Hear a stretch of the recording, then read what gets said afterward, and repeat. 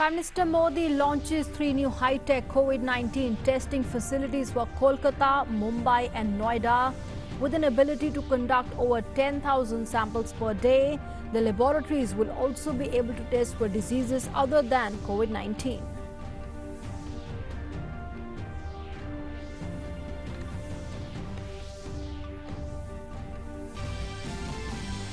Prime Minister Modi says the deaths due to COVID-19 in India are much lower than some big countries. Says the efforts are on to increase the testing capacity to 10 lakh per day. Stresses on developing new health infrastructure and strengthening the existing infrastructure in the villages.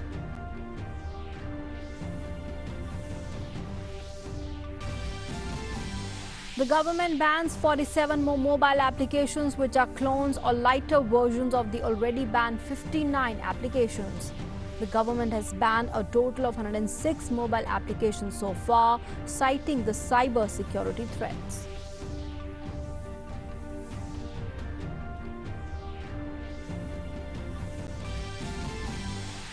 Flood fury continues in 11 districts of Bihar as over 24 lakh people in 93 blocks still affected. Sitamarhi, Darbhanga and East Champaran worst affected. In Assam, the flood situation slightly improves as the number of affected people comes down. However, over 2,000 villages in 22 districts still submerged.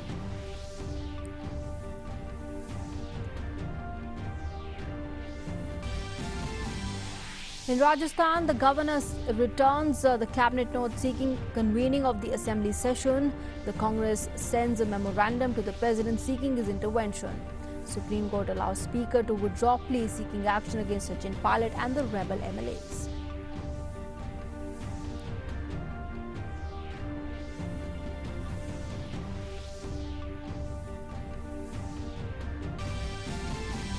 And total COVID-19 recovery cases in India crossed 9 lakhs as over 30,000 recoveries recorded for the fourth successive day. The case fatality rate continues to improve and is further down at 2.28%. The global cases crossed 16.6 million mark with over 6.5 lakh fatalities.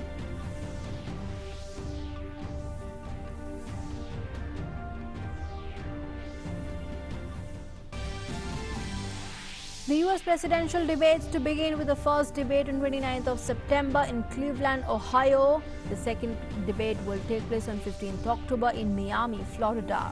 President Trump is facing his Democrat challenger and former Vice President Joe Biden in the 3rd November elections.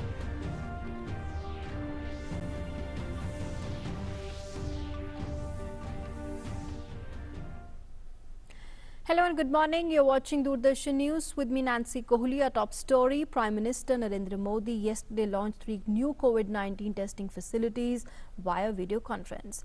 These facilities have been set up at the ICMR National Institute of Cancer Prevention and Research at Noida, ICMR National Institute for Research in Reproductive Health at Mumbai, and ICMR National Institute of Cholera and Enteric Diseases in Kolkata. They will be able to test over 10,000 samples in a day. Prime Minister Modi said that India had performed better than some countries. The fatality rate was low and the recovery rate was high, indicating that India's strategy of testing, tracking and treating was delivering results. Prime Minister Modi also appealed to people to maintain all precautions during the upcoming festive season in the country. He added that efforts are on to increase the testing capacity to 10 lakh per day. Prime Minister Modi stressed on developing new health infrastructure and strengthening the existing infrastructure in the villages. These testing centers will offer other benefits too. They will reduce the turnaround time and exposure of the laboratory's personnel to infectious clinical material. They are also enabled to test diseases other than COVID-19. So after the COVID-19 pandemic, these testing centers will be able to test for hepatitis B, hepatitis C, HIV, Mycobacterium tuberculosis, cytomegalovirus, chlamydia, Neisseria and dengue among others. जो हमारे पास गांव-गांव में dispensaries हैं, clinic हैं, उनको ज्यादा सक्षम भी बना रहा है। ये हमें इसलिए भी करना है ताकि हमारे गांवों में कोरोना से लड़ाई कमजोर न पड़े। अभी तक गांवों ने इसमें बहुत अच्छा प्रदर्शन किया है और इसके साथ ही हमें इस बात का ध्यान रखना है कि हमारे कोरोना योद्धा किसी तरह की थकान का शिकार न हो। हमें नए और रिटायर्ड जो भी प्रोफेशनल्स इस सेवा के लिए आगे आना चाहते हैं, ऐसे प्रोफेशनल्स को हेल्थ सिस्टम से जोड़ने के लिए भी लगातार काम करना होगा। The government has taken yet another step against the Chinese applications, citing the cybersecurity threats. Yesterday, 47 more Chinese applications were banned. These applications are apparently clones or lighter versions of already banned 59 applications, and the earlier banned applications include TikTok and Share It Lite. The government has banned a total of 106 mobile applications so far, saying they are prejudicial to the sovereignty, integrity and the defense of India. The action has been taken considering violation of the privacy of the users and that of data security rules. There are indications that most such applications are being identified and action will be initiated as necessary. And let's now go across live to our correspondent Arun Sharma, who is joining us with more updates on that. Arun, so clearly the government cracked down against these Chinese importance, and in that context only, the government has banned 47 mobile applications that are primarily either clone or lighter version of already banned applications that were banned last month. So primarily we know this fact that last month in the end of June, the government has banned close to 59 Chinese mobile applications which were compromising with the data and the sovereignty and integrity as far as the data is concerned. The fact is that all these mobile applications were storing data in the Chinese territory, and our sources in the ministry are telling us that the data was accessed to the Chinese military as well. That means the Chinese military was in a position to access all this data from the Chinese server, and that's the reason last month these 59 Chinese applications were banned. Now what was happening? Two things were happening in last 1 month. There were more lighter versions of these mobile applications that were existing, or various clone applications were created on this Play Store or the iOS platform on the mobile. So primarily, the government had banned now the lighter versions of already banned mobile applications, and on the other side, there were clone applications that were being created, and the mechanism of these mobile applications were the same as was of all the earlier banned 59 mobile applications. So that's the reason these 47 clone or the lighter version of mobile applications are now being banned by the government. The reason is very much clear. Now these applications are also storing data on the Chinese territory or on the Chinese server, and of course the Chinese military or the Chinese army were having clear access to all these kind of data. We know this fact that 130 crore Indians, the data of all these Indians is of prime importance. So whenever any Indian makes an account on these applications or open their account on this mobile application, the data primarily goes to the Chinese territory or the Chinese server, and that's something that cannot be compromised, and that's the reason government has come down heavily on these mobile applications. And now government is also planning to further ban more applications, and has also made primarily a more list as to which mobile applications can be banned as of now, which are again doing the same thing of sending the data in the Chinese territory or on the Chinese server. So yes, the government has come down heavily as far as banning these 47 more either clone or the lighter versions of earlier banned mobile applications. All right, Arun, thanks very much for joining us for the moment and sharing those inputs. And moving on now to our next big focus, the flood fury continues in 11 districts of Bihar, affecting over 24 lakh people. Sitamarhi, Darbhanga, East Champaran and Muzaffarpur are the worst affected districts. 17 teams of the NDRF and 8 teams of the SDRF are engaged in relief and rescue work. According to the State Disaster Management Department, the Air Force helicopters made 11 sorties to drop food packets in Gopalganj, Darbhanga and Motihari. So far, over 1,67,000 people have been evacuated from the inundated areas. The government has confirmed 8 deaths in the flood-related incidents. Cuts and protection work of 3 breached embankments are going on in full swing. The trains running on Samastipur, Darbhanga and Muzaffarpur, Narkatiyaganj are being diverted by alternative routes due to flooding of a rail bridge. The Met Office has predicted heavy to very heavy rain in the catchment areas of Nepal and Bihar for today, while there would be light to moderate showers in the next 2 days. And let's now go across to our correspondent Salman Haider, who is joining us with more inputs from Patna. Salman, the situation there continues to be grim in Bihar, with of course the rivers flowing above the danger mark. Just give us a sense of the situation right now, and of course lakhs of people have been evacuated and the relief operation going on in full swing. Yeah, Nancy, the discharge in Gandak Barrage is considerably low right now. After reaching a peak of over 5 lakh cusecs, it has now come down to 2.18 lakh Okay. cusecs. Now discharge from Kosi Barrage is also reduced, which is about 1.76 lakhs at present. Now the Met Office has predicted, as you already said, heavy to very heavy rainfall today. The situation may get worse in coming days. Already 2.2 lakhs, 2 lakh 20,000 people have been displaced due to this deluge. And now the community kitchen are being run over.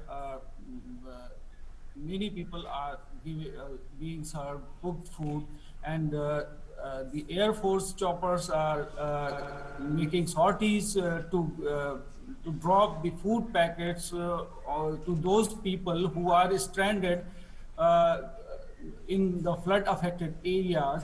So the situation is right now is 11 districts and Okay. 500 over 700 panchayats are inundated. Relief and rescue works are going on. As you already said, cut and protection work of embankments is also going on. But situation is still very grim. Yeah, Okay. Nancy. All right. All right, Salman, thanks very much for joining us and sharing those inputs. And meanwhile, but there is slight improvement in Assam flood situation that could be seen in the last 24 hours, as the number of people affected has come down by over 2 lakh. However, the flood-induced death toll has reached 103, with one more death reported from Golaghat district that was reported yesterday. Around 2,026 villages in 22 districts, along with over 1,09,236 hectares of crop land, is still submerged. Golpara, Barpet and Morigaon are the worst affected districts. The water level of rivers in at least 7 districts is yet to go down the danger mark.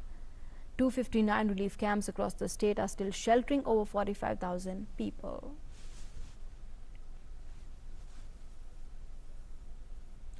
And let's now go across to our correspondent Mridu Smita, who is joining us from Guwahati this morning. Mridu Smita, of course, floods, they're wreaking havoc in Assam, but we are given to understand that situation has improved there slightly. Of course, Golpara district remaining the worst hit. Just give us a sense of the rescue and relief operation being carried out. Yes, Nancy. Since the last 1 month, as the monsoon season arrived here in Assam, there has been heavy rainfall since then, and in fact, according to the Met Department, this time Assam has received 16% excess of rainfall, because of which things are different this time. And in fact, it's almost after 14 years such flood has happened in Assam, although every year there is flood in this region.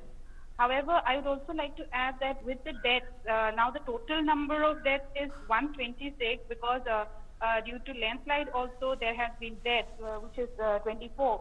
And however, there is a little bit of improvement since the past 24 hours, because the Brahmaputra river tributaries, which were flowing above the danger level mark, are coming a little bit down, like Jia Bharali, Kopili, and such tributaries, which also create a great havoc because of the breakage of embankments. The water submerges the villages, which is also a big problem here in this region.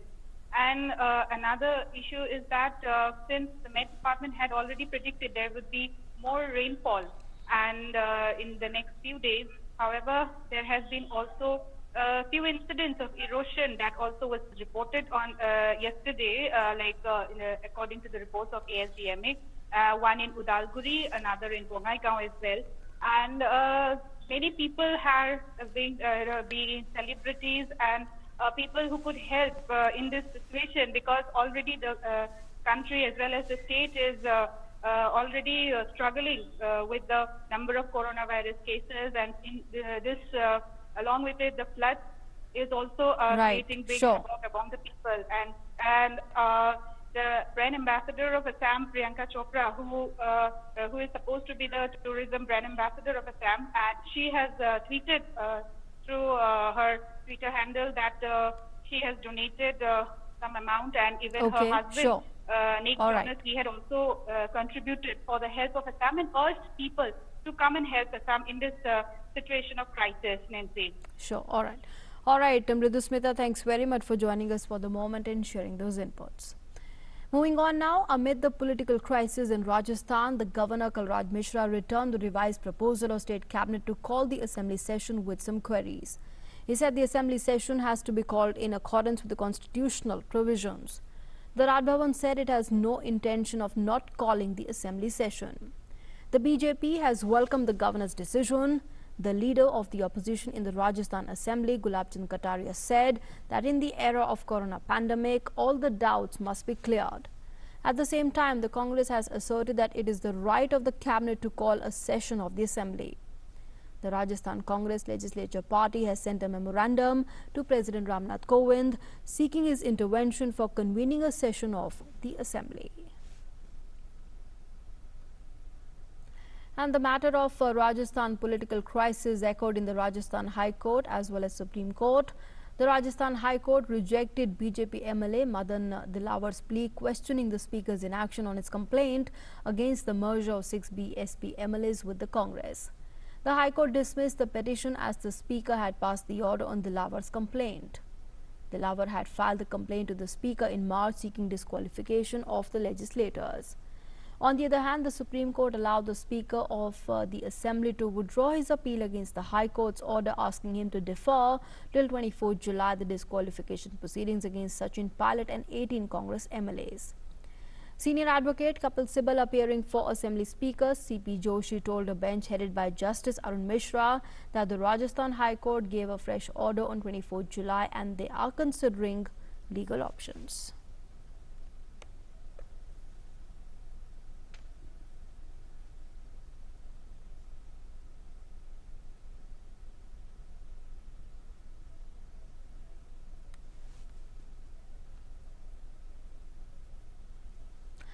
And let's now move on, take a look at the COVID-19 impact on India. The total COVID-19 recovery cases in India has crossed 9 lakhs as over 30,000 recoveries were recorded for the 4th successive day. Country's COVID-19 fertility rate has been progressively falling and currently stands at 2.28%, which is among the lowest in the world.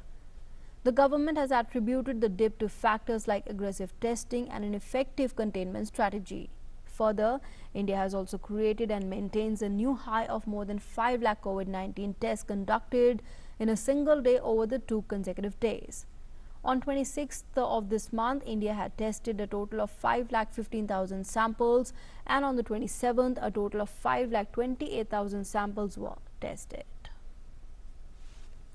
And a look now at the worst affected states from COVID-19 in the country. In Maharashtra, 8,706 patients were discharged yesterday, with the recovery rate currently standing at 57.84%.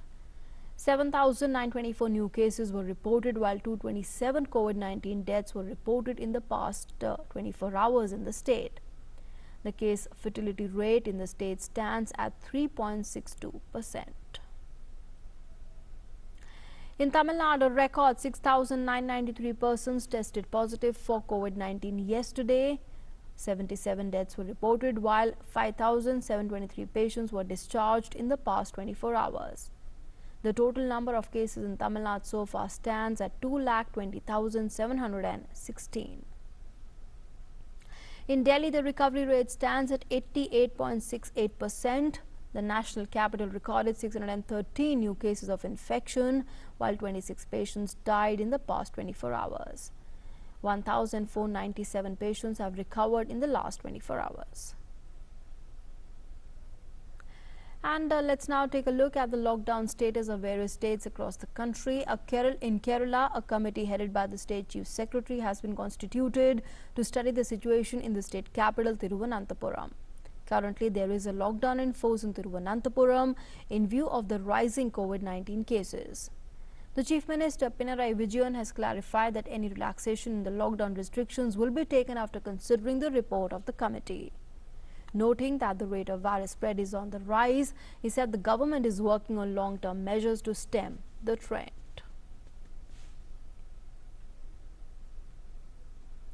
And in Shillong, which went into a 72-hour lockdown beginning from yesterday amid the rising cases of COVID-19 infection in the state.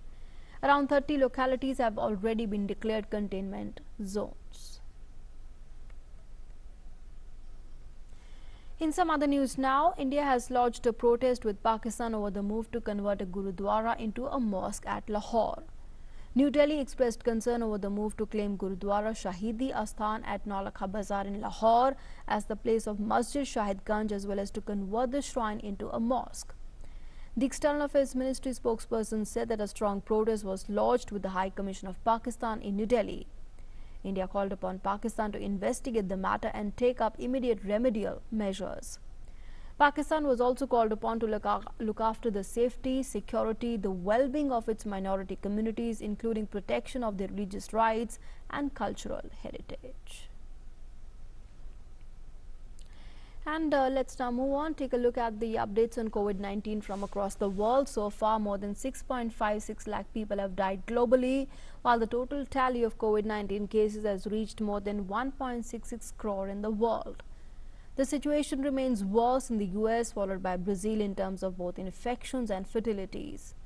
About 44.33 lakh cases have been registered in the US so far, with the death toll surging past 1.5 lakh. Brazil trails behind the US, recording 24.43 lakh infections, with the death toll crossing 87,000.